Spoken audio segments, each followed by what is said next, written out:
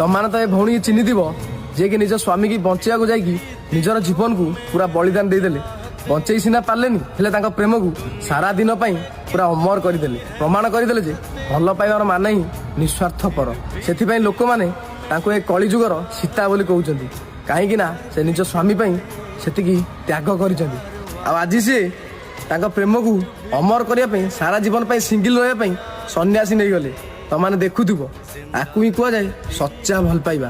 ଆଉ ଆଜିକାଲିର ଝିଅ ଯିଏକି ଜଣକୁ ଭଲ ପାଇକି ଆଉ ଜଣକୁ ସାଇଡରେ ଅପସନ୍ ରଖୁଛନ୍ତି।